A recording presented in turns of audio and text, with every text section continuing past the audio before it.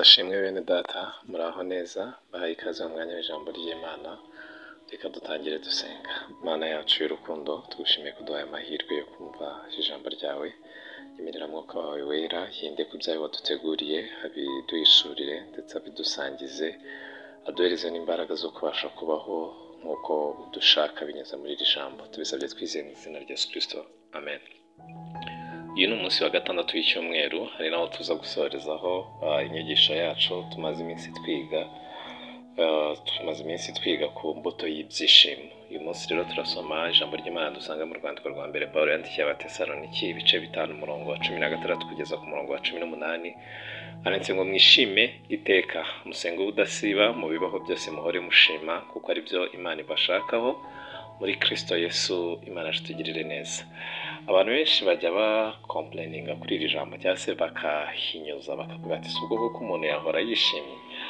Guhora wishimye birashoboka, ariko ikintu kigushoboza guhora wishimye ni uko usenga ubudasiba kandi ukabaho ubuzima buhora bushima. Imana itugirire neza. Nicyo tugiye kuvugaho uyu munsi. Kwishima iteka ntibyakunda udasenga.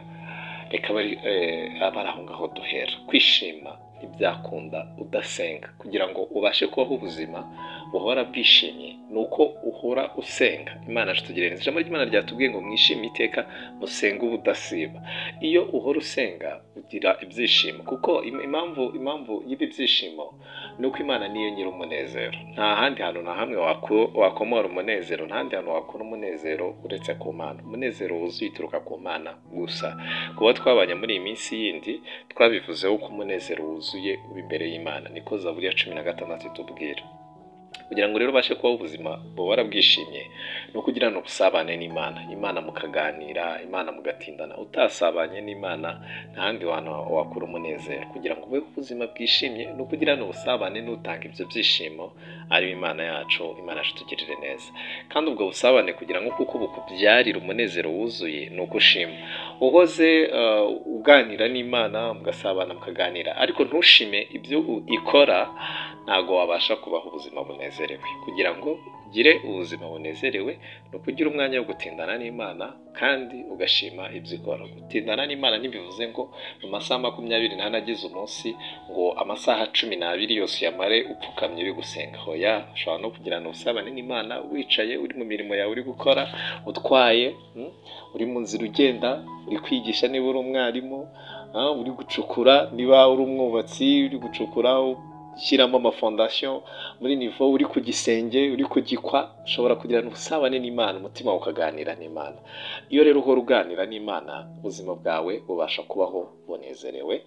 Kandi ikindi utakwiriye kwibagirwa ni ukubaho ubuzima bushima Imana, ukareba ibyiza yakoze ukabishimira Imana. Imana itugirire neza. Usenga iteka ukabaho ubuzima bushima, ubuzima buhora bushima, nibyo bigushoboza kwishima iteka bikemera. Ubundi udasenze ntunafata umwanya wo gushimira Imana ibyo yagukoreye, ushobora kubaho ubuzima bwishimye iteka uhora ubona ibintu bitameze neza. Ariko ntabwo dukwiriye guheranwa n'ibitarakunda, ahubwo dukwiriye kujya tunahindukira tukareba ibyiza Imana yakoze tugashima.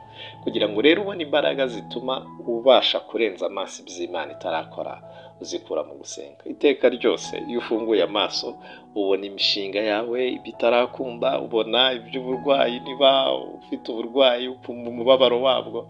Kugira ngo urenze amaso umubabaro w'uburwayi uri kukubabaza, ubona ishimwe muri bwa burwayi, bigusaba kuba uri gusenga. Imbaraga z'Imana nizo zikubashisha kurenza amaso bwa burwayi. Imbaraga z'Imana nizo zikubashisha kurenza amaso bya bindi bitarakunda.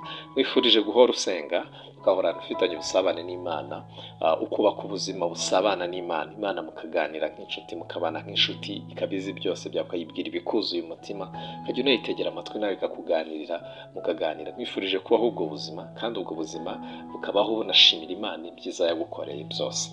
Nubaho gutyo uzishima bikundi. Mwifurije kwishima iteka. Mwishima iteka mu bibaho byose muhora mushima, musenga ubudasiba. Murakoze cyane. Yesu Kristo aduhana umugisha.